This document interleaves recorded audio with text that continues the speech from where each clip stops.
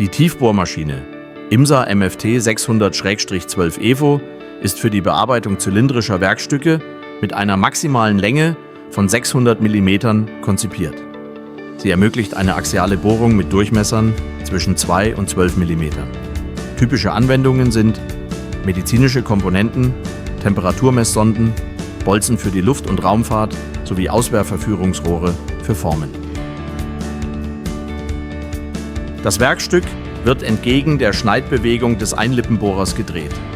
Die maximale Bohrtiefe in einem Zug hängt vom Durchmesser ab, da der Bohrer ausreichend abgestützt werden muss.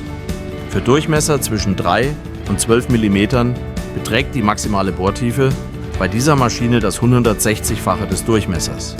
Für Durchmesser zwischen 2 und 3 mm liegt sie bei etwa dem 40- bis 50-fachen des Durchmessers.